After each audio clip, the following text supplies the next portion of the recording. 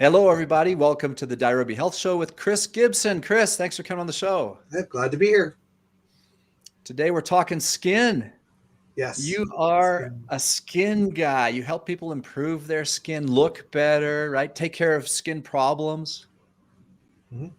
35 years I've been doing that. Is that right? See, yeah. now right away, you have credibility because you don't look like you could have been doing anything for 35 years because your skin is nice. 58 in March. It'll be 58. You can see the gray in there if you look hard enough. I see gray, but your skin looks terrific. Yeah. I'm 55, so we're close. You're doing pretty good then. You're doing pretty good. Let me read to. I want to do better though. I want to learn some stuff from you. I want to look after my own skin better, but it's not about me. It's about the people listening, especially like I told you before. We have a lot, probably 70% of all our customers are women. And they've got their own questions that they'll want to ask as well. And I've actually put this out there that they could ask questions and join. So we'll be looking for that as we go. But first of all, for those of you that don't know Chris, he is a sought-after skincare expert and holistic health coach and esthetician. He's also a best-selling author of the acclaimed book, Acne Free in 3 Days, 1 million plus copies sold. A million's a big number, Chris. Congrats. That's cool. That was a big deal back then. Yeah, I'll bet. He also has a very successful YouTube channel, Chris Gibson Live. He was recently featured in USA Today on the topic 7 freaky chemicals in your skincare products and how to avoid them. He's been popularly featured on CBS, ABC Family, Fox News, The Daily Buzz, and numerous lifestyle television and radio shows across the country and even up north where I'm from in Canada. Yeah, wow. That's how it started. That's how this all started on television. Oh, really? It was in Ottawa, Canada on the A channel. Yeah. Ottawa, Canada, huh? Ottawa, Canada, and then the breakfast television next. So, yeah. Interesting. That's how. Tell us a little bit about yourself. How long have you been in the skincare industry? As a consumer, obviously, since I had acne issues at 11. So that's kind of what started the whole process for me. So usually when someone's really passionate about something, there's a reason. So I had acne very young, 11, did all the things people do. I'll just give you a real quick piece of this, and nothing was working. And so I lived with the idea that when I got my 20s, it would go away. Studying to be a broadcaster. I wanted to be the weatherman back then. And the hiring agent said, until you clear up your skin, because I had cystic acne. I just didn't have a little bit. I had bad acne. Wow. It's going to be hard to find you work, full time, what you want for a career. So I went back to a dermatologist, again, one that I was really expensive back then. And I got the same prescription that I got before and just tossed it in the trash. And walked out the door. Is it that one that dries out your whole body? Yeah, Accutane. I was not taking that a third time. So no internet. Well, no internet. So I had to go to the library and started reading up. And then I went to an herbalist. Long story short, I learned about ingredients. This is early on, and food and how it affected your skin. And for me, I cleared it up myself. The 3 days was that I went on a food vacation, went on a fast, didn't eat anything, no sugar, no dairy, no food like that, and my skin cleared up. So I knew the trigger had something from a fast. From a fast. So the way I ended up in Canada is I wrote that book. Long story short, it was a little booklet that went out, and it went really crazy on ClickBank, which is before Amazon. And I know ClickBank. You remember ClickBank? Yeah, ClickBank. I was like their number one. I was their number one access for whatever they call that, a X person something. So anyway, so I took the time for 2 years and took questions on the book. I had already studied in college and certified nutrition, so I made a better book. 2 years out, I made a better book. We put it out as a paperback. It was backwards, electronic book, then it was a paperback, then a hardcover. So the paperback was up at a trade show in Toronto, Canada that I was at, giving it out free with some folks that I liked their products because I liked their formulations. TV producer picked it up, had suffered acne. She was 45 years old. Took the book home, tried the stuff that I talked about. Now the book wasn't do this, this, and this. The book was what I did. It worked. So she sent me an email and said, yo, That's crazy. I have suffered this my whole life, and this worked. So would you come up here, talk about your book on TV, and demonstrate some of the things you talk about? So I did that. It went really, really well, and the rest is kind of history. I got in the U.S. I was on TV for 5 years on the road for television, Wow. talking about that. And at the same time, MRSA was becoming a problem, the antibiotic use with the super bugs, the super bacteria. And so it was in a perfect storm kind of the stuff I was talking about, antibiotic use and sugar and probiotics.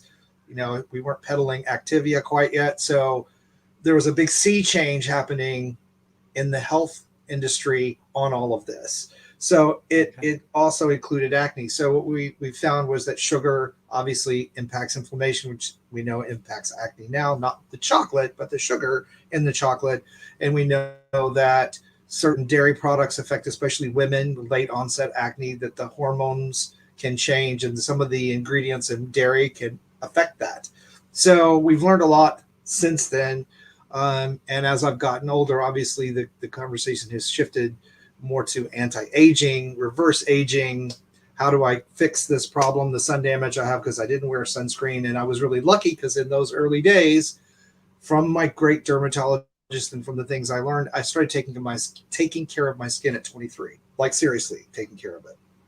Sunscreen, glycolic acid to make sure I kept the skin clear. I was doing it to keep from having acne breakouts, but at the same time, we know now that speeding up cellular turnover with those types of products and ingredients can make you look younger or healthier. I like to say healthier. I don't want to look 20. I don't want to go backwards, but I like to look like I feel good. I don't feel 50, anything. So, you know, there are other things, nice. Diet and fitness, but skincare products are a big piece of that.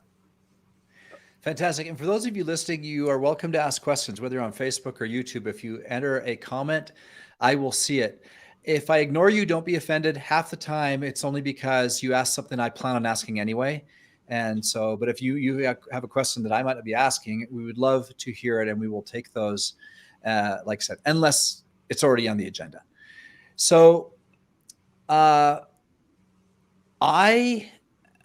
have a few questions, and because we started with acne though, and I'm not sure how many people for how many people listening, acne is an issue, but we ought to spend a minute on it. You've already given us a couple of hints. It's similar. Yeah, it's similar. The premise and the underpinnings or bricks of good skincare address all of that. It addresses inflammation and acne, eczema, psoriasis, rosacea. All of those are inflammatory problems that happen where the immune system is turned on and it thinks there's a problem. So inflammation is a big deal. When we have inflammation over time, we get telangiectasias, which are spider veins.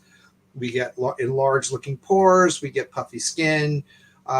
So the same causation, diet, fitness, skincare products that can help or hinder acne can help or hinder the aging process of the surface of the skin. So they're very closely related. So it all ties together. Well, because this is a fitness show, and I'm certified nutrition coach is my main thing. Let's start with that. And I kind of like to approach things from the negative side. Oftentimes I find like top things to not do is often more interesting than the top things to do. So let's start with, what should people avoid if they're having obvious skin problems that are really bothering them? What are some of the top things causing problems?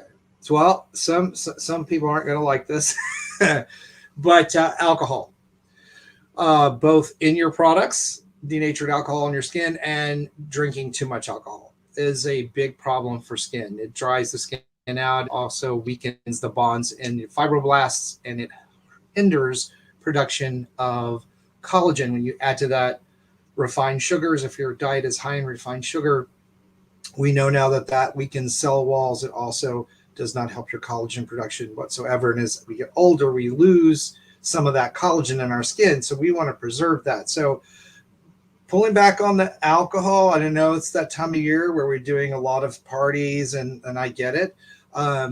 but just being mindful of that, making sure you stay hydrated if you go out and you're going to drink, that you really stay hydrated. You know, people say, I do that so I don't get a hangover. Well, just think of it this way. If you drink enough that you're getting a hangover, you're really dehydrating your skin, and dehydrated skin looks older. We have what's called dynamic wrinkles and static wrinkles. And as we get older, those static wrinkles start to show up. And that's when we smile, we get lines. They go away when we stop smiling, especially when we're in our 20s. We get older, sometimes the lines don't go away, and we don't like that. Hydration is very important on the outside and inside of the skin, but alcohol is one of the number one things I talk about this time of year, and a high sugar intake. Big no-nos. What's high sugar? Can people have no sugar, or what? How do you define a high sugar diet? You shouldn't be. I try not to eat any refined sugar. Fruit, sugar, berries, that's one thing. As a nutritionist, you know that. But anything over, say, a tablespoon of sugar, which is a lot, and it's hard not to go past that, is really too much. You want to try to stay under that 26 grams of sugar. That's what we talk about in the U.S. Grams are very small per day. Yeah. So you're going to fall off the wagon. I fell off the wagon. Somebody brings me something, but realize if you eat that cupcake, or you have the eggnog or whatever, that's going to be way past the sugar limit for an entire day. So you just need to be mindful of that and not keep going over. Like if you have that, then maybe not have every other cookie on the plate. You know, it's just really, we don't want to raise the glycemic index, because it creates an inflammation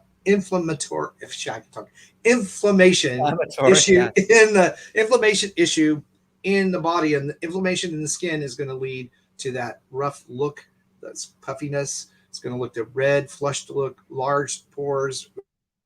So sugar really does play a large role. Now, in the short term, not a big deal, but in the long term, you know, over a month or two of doing that, I get people that come to me and go, I look terrible. It's February. Why do I look so bad? We got winter weather. You've been partying hard. It's been the holidays. There's stress, inflammation. Now it's time to kind of get back on the wagon and make sure we're watching those things. Okay, what's number 3? Number 3, big no-no. Big number 3 is overstripping the skin or over cleansing with hot water. A lot taking really hot showers or baths this time of year, especially if it's winter, dries the skin out. You don't want to do that. You also want to make sure you're using a cleanser that's appropriate for your skin type. If you have oily skin, you want a clear foaming cleanser or body wash. Your skin should never feel squeaky clean and tight. It should feel hydrated, moist, and clean. And there's a big difference between those two feelings. That stripped out, dry, like I need to slather on moisturizer. Your skin should not even feel like it needs it. Or your face wash, body wash is not right for the pH of your skin. So you need to bump up to a gentle version. Same thing if you have dry or normal skin. We always recommend people use a creamy cleanser, which has an oil like borage oil or glycerin, something to hydrate the skin. So, okay, this is going to sound really bizarre to some people, and I might just get some like awful memes put out there after I say this, but I wash my face once a week with soap. Like I rinse my skin. When I have a shower, I only use soap on my pits and privates. Okay. Mm-hmm. I use shampoo in my hair. Okay. I rinse. I have a cold shower every day. Like when I'm talking cold shower, I mean the hot water doesn't come on. I turn on the cold water. I get in. You're a brave soul. It took me a while. It took me a while to build up to that. But I have a cold shower, I rinse my skin. I wash pits and privates only. And then every Sunday, I wash my face and do a mask. That's my plan. And again, I'm not saying it's a good plan, but since I stopped using so much soap on all my skin, I noticed that the skin actually is nice. Like that's part of that you're addressing the same issue I was just addressing. While I don't always about, especially people with dry skin, I will talk about over cleansing daily. Like I tell people, you don't need to cleanse in the morning. Usually if people live in cities, I recommend they cleanse their skin at least with a micellar water or something because of the pollutants in the air to make sure their skin stays clean. Okay. But certainly that's working for you. And that is not something that we have negative conversations about with people. If something's working for them, you know, if it's not causing a problem, then you're I don't know that it's working. Well, it's if you were having breakouts or extra oiliness or irritation, you would know you needed to rinse more often, but you're obviously doing a good job. Water, you know, I'm one of these folks again that says if something is working and it's within the parameters of your routine, I'm not going to push the noodle either way. There are some purists out there that would be freaking out right now, going, "Oh my God, you know, you got to be washing your skin morning and night." Because I did a video on this about not rinsing your. I don't wash my face in the mornings, especially this time of year. And even though I live in Florida, because I do a really good skincare routine at night, I just rinse my skin. I use a warm washcloth to steam my face, and then I apply my daytime routine. And there are some folks in my industry that just are like, ah.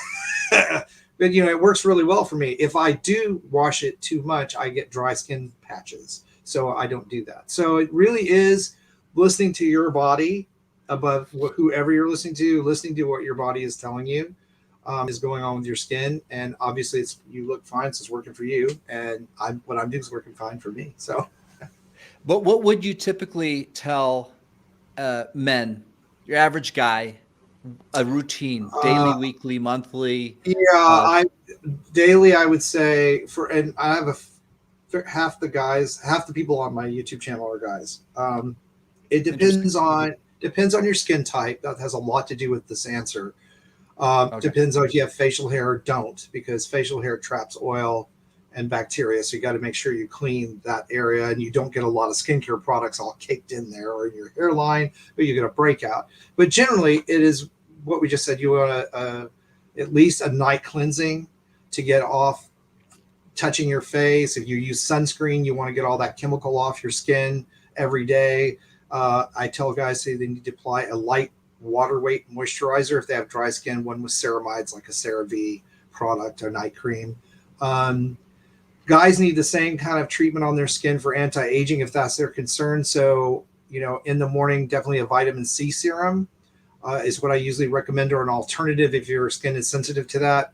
Something to get the cellular turnover moving, which would be a glycolic acid, serum. And then, of course, it depends on what you have going on. If you have a propensity for breakouts, I would probably recommend niacinamide because it helps regulate oil production. And I do skin peels. I use a product by The Ordinary called the Peel Solution, and it's glycolic acid bumped up to 30% and a salicylic acid, and it just sits on your skin for 10 minutes and loosens those dead skin cells that get trapped and stuck to the face or other areas of the body. You do that every day? I do that twice a week. Wouldn't do that twice every day, a week. just twice a week. And then I use an exfoliation sponge called a Buff Puff. They're daily with my face wash in the morning or in the shower, just lightly to keep the old skin off. One of the big things I run into with guys is lack of exfoliation, and the skin starts to get really thick, that surface skin, and then they start to get those deep lines, and they're like, the skin looks terrible.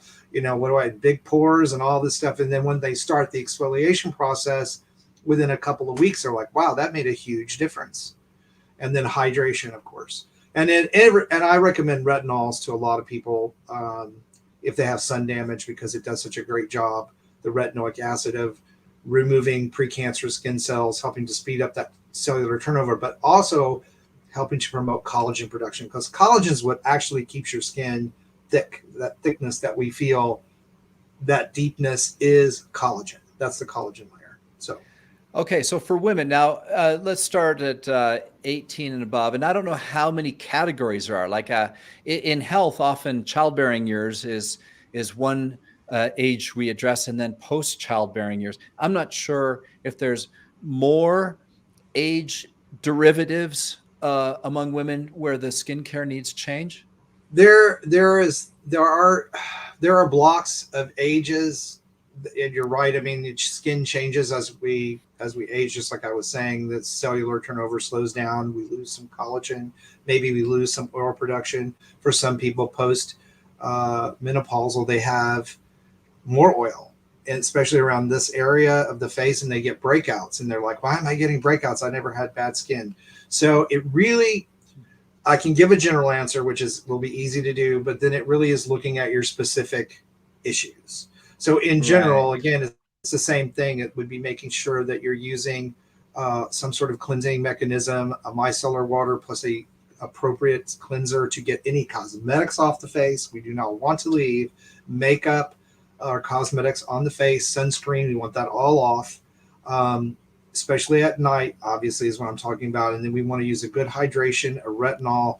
So if you're in your 20s, your basic skincare routine would be cleanser in the morning, and then your hydration, your light daily moisturizer, your makeup, cosmetics, and your sunscreen. That's basically what you need, especially then when you get in your 30s, things begin to change a little bit. Things get a little drier, in some places oilier in others. So we want to start to add to that the glycolic acid, serums to help put peptides back in our skin. Serums, peptides are amino acids that we produce, but we produce less of them as we get older. So that helps preserve the collagen that you've already got. And then also we want to make sure that we are at night taking that all off. We're using, again, some sort of retinol moisturizer, so that we have a retinoic acid trying to help, again, preserve that collagen. We don't want to lose collagen, because that's when the skin starts to sag and people get really unhappy. And then at night, a really good appropriate moisturizer, something like a water-based moisturizer. Neutrogena Hydro Boost is one I recommend a lot of times for most people, fragrance-free. Or if you have dry skin issues, a CeraVe night cream, one of the night creams that's made with ceramides, which help preserve and build back up that lipid layer. So we want to stop moisture loss, and we want to protect the lipid layer, because it protects our skin from irritants and toxins. And so we want to do that. And then as you get in your 40s, you would continue that same routine, and then you usually have to use some sort of spot corrector, like alpha-arbutin, some sort of acid, to make sure any little hyperpigmentation that's just starting to show its ugly head gets treated. And it's much easier to fade those early on, and then start that peel process that I was talking about, that I do 2 times a week. Either with a mechanical device, we want to exfoliate a little bit deeper, or use the acid-based versions. If you have a lot of damage, it's good to go to a salon and have a deeper peel done. Go and speak to someone, a medical esthetician, or your dermatologist, and you want to get on that. They may put you on tretinoin at that point, because, again, it's easier to slow the hyperpigmentation down in your 40s and 50s than it is to try to reverse it when it's already going. It's like everything in life. Once it's there, it's just harder to do. And again, sunscreen for everybody. You mentioned peptides, and that's really interesting. I hadn't even thought about it when I was planning on this show. Are you familiar with glutathione? Yes, I've heard of that. Okay. So interestingly, this is one of our products, Mimi's Miracle Glutathione. It's made up of 3 peptides. The body produces it, and just as you mentioned, it produces it as those 3 peptides making up the glutathione molecule. It's inside the body, and we generate less and less as we get older. Now, interestingly, we sell thousands of these things in Asia. We have people order them by the dozens, because they claim it lightens their skin. Yeah. In Asia, skin lightening is a big deal. It is a big deal. And it's funny, because sunscreen wasn't for so many years, and now they're, having the same issues that people that are in the sun all the time have. The way the peptides work, all of them, and there are usually 19 if you're taking the supplement internally, but there are specific amino acids do specific things. So people that take them, if they are having issues with hair and nails, and that's where they're deficient, they'll get some improvement there. If dryness, improvement there, skin lightening. And all that really means is that those amino acids are helping the skin cells replicate healthier cells, and helping to keep that melanin, those pockets of colorized cells, from gathering in little spots. That's what the age spots are. So it's probably from the inside out, peptides work on the skin. Where there's a lot of confusion is that people say, well, I've heard collagen, if you put that on your skin, the molecule's too big, it won't do anything. Well, yeah, collagen in a moisturizer isn't going to penetrate the skin. It'll help moisturize, but it's not the amino acids are not the collagen. They're the building blocks of the collagen. So that's important to remember. So the way they would be getting benefit from that is that it's helping them build out healthier skin over time that eventually gets to the surface. I'm a huge fan of collagen. I take it morning and night. And as internal. You know, I mix up a drink with collagen and a variety of other things actually, but I try to take it morning and night. And you mentioned how it doesn't help when applied topically, but for those of us who are taking collagen, should that drinking collagen, eating collagen through our foods, should that help with our skin? Yeah, well, the body will take that collagen and basically break it down back into the amino acids. I mean, that's through the digestive process. So you can take amino acids as a powder. You can take collagen as a powder. I think the amino acids, like a Vital Proteins or some brand like that, where it's the actual hydrolyzed peptides, is probably faster. But you're still, if you're taking collagen, again, you're breaking the collagen down into its components so your body can use it. So it really, we're kind of splitting hairs a little bit.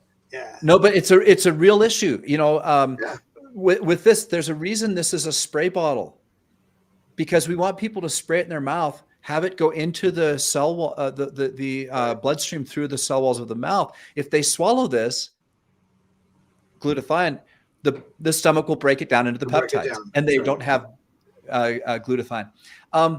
Weight loss. Many of our customers are losing weight. Fantastic. But the problem they deal with oftentimes is saggy skin and issues with their skin after weight loss. It's a big question I get. I don't have a good answer because I'm not a skin expert. Is that an area that you help people with? Yeah, the speed at which you lose the weight has something to do with it. Your age has something to do with it, because as most of us get older, our bones shrink a little bit. And so that can lead to some looseness that you see even in people who are thinner, like celebrities and stuff. The reason they get a little bit of change. Some people, it's really obvious how much change there is. So what I work with people on is making sure that they have some sort of fitness routine to build muscle to replace that loss in volume underneath the skin. That really does help. You can see, let's see if I can do this where you can see my arm. See, I don't have any of that loose skin, and I attribute that to working out all the time. That's my dog back there scratching around. So certainly physical fitness, she's exercising. So certainly physical fitness will help with that.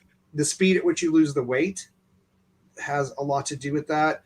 We're all about rapid weight loss. I mean, that's the thing. Well, and when I say rapid, we're not talking dangerous. We're not talking like a rapid transformation like Anne Hathaway in Les Miserables, right? We're talking just a little more than 2 pounds a week. Okay. Yeah, well, so that's all right. And just making sure that you are using some sort of emollient on your skin as you lose the weight. Massage is really, really good for this as you're losing the weight. And if you really have some excess sagging skin, microneedling has been proven to be very effective. Derma rolling, that's the one you can do at home with the little tiny needles. I won't say it's the most comfortable process in the world. It doesn't hurt necessarily, but what it does is it triggers the stem cells in your skin to think they need to repair. So you can build some collagen and get some thickness back that way. And then, as I tell everybody, if you have a lot of loose skin and it is really bothering you, you've done all of these things to try to offset that, then talking to a dermatologist about, perhaps having some skin reduction. Sometimes that has to be done, depending on how much weight you've lost. The only way to get the skin tight would be a skin reduction. So and I totally get that.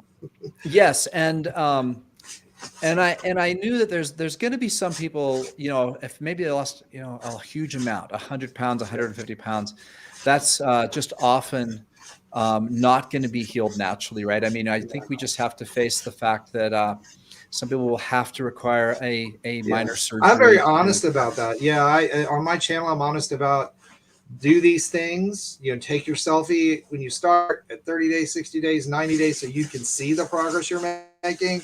And then I talk about the fact that at some point, sometimes the neck lift is, if you're not happy. Some people don't get the full, but they get enough improvement that they're happy. They're just happy they look better and they don't want to do a procedure. Absolutely fine. But if you need a procedure, if I needed Botox, I'm not a big fan of it, but I would probably consider it. I don't. Doesn't mean I won't ever. If I needed an eye lift, I might consider that if I wasn't happy. So personally, I look in the mirror and I'm like, okay, you're doing good. You know, it's a little bit of fine line, little lines, you know, and that's, I like that. I mean, I've lived a life, you know, I'm more than halfway through it. So I don't want to look 20. That would be weird. I'm with you. I respect everyone's journey, though. I never will Botox. I can tell you that right now. I want to age gracefully, but when I say age gracefully, don't get me wrong. I'm 55. You and I are similar ages, and I am as strong and fit and in many ways healthier than I was when I was 25. I'm certainly more educated about health than when I was 25. And although I know I can't stop the clock, I want to just run down the track with my natural body, my skin, my muscles, my whatever, as much as possible, just going with au naturel, you know. You look at someone like Rita Moreno, who just turned 90, the actress and dancer, been very active her whole life. She doesn't look anything near 90. You know, she was in West Side Story, and she looks amazing. She doesn't look Dolly 30. Parton looks the same as she did in 1970.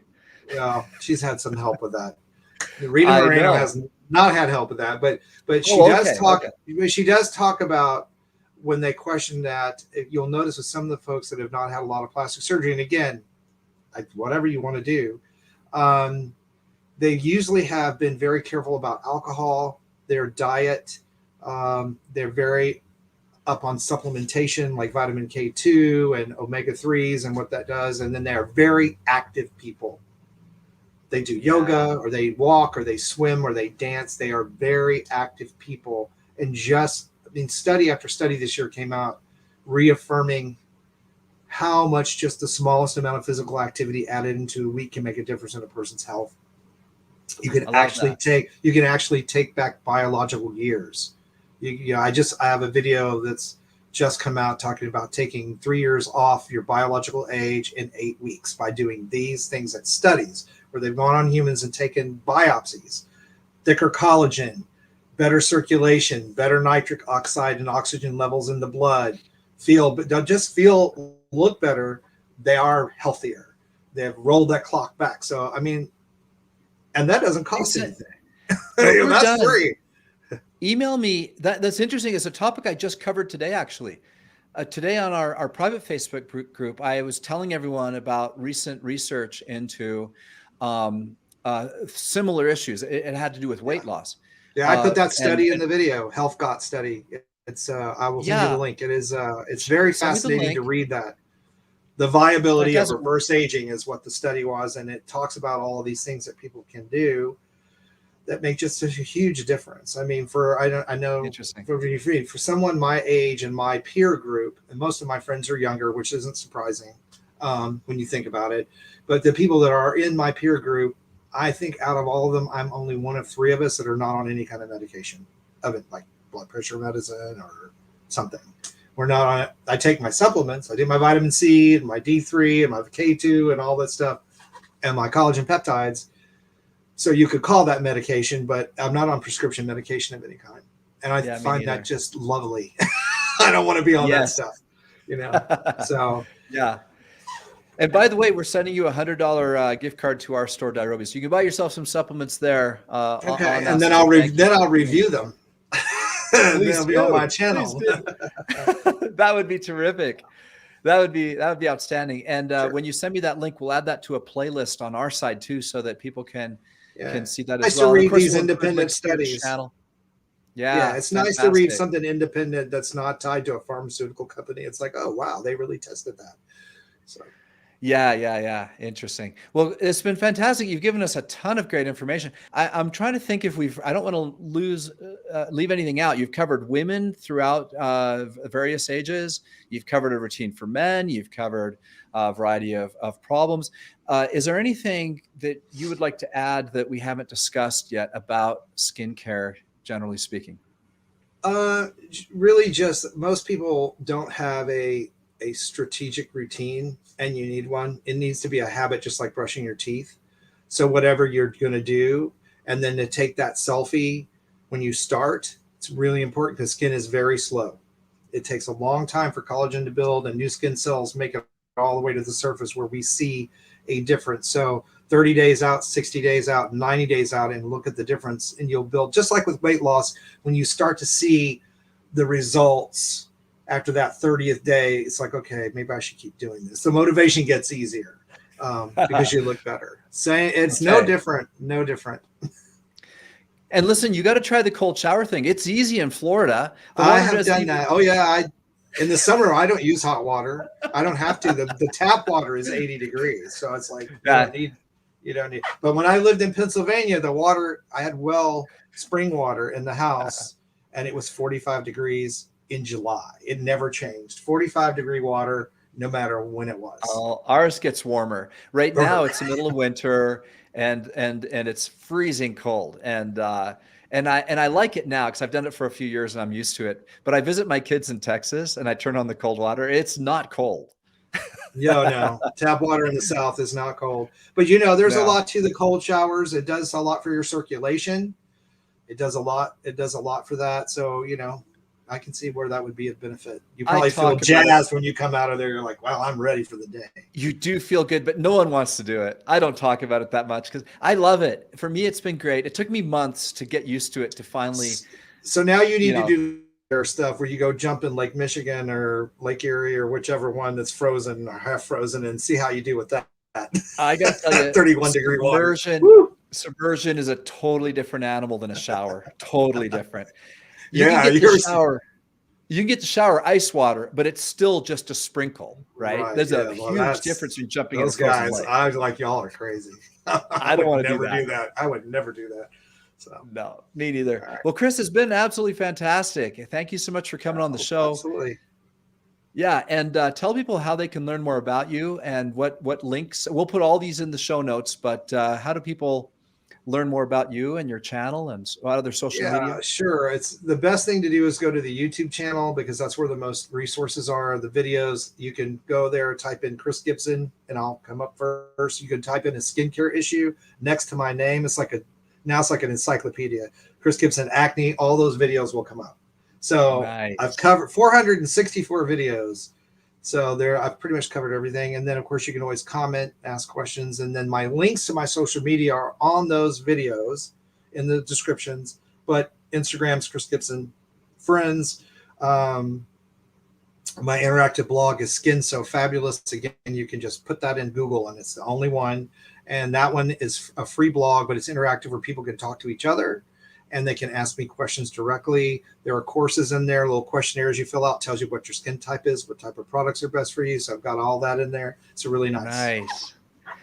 Well, and like I told you, my plan, it's not because I'm in love with my plan. It's just what I've kind of evolved to. I'm going to try your plan for a while. I'm going to take the before picture. I'm going to buy the right products and figure out my skin type, which I don't even know. and I'm going to give this a good old college try and up my game. Yeah, I'm guessing you're normal. I'm just guessing you're normal to a little bit oily. So that way because you're not having the dryness. It's because I have a shiny forehead from my podcasting light.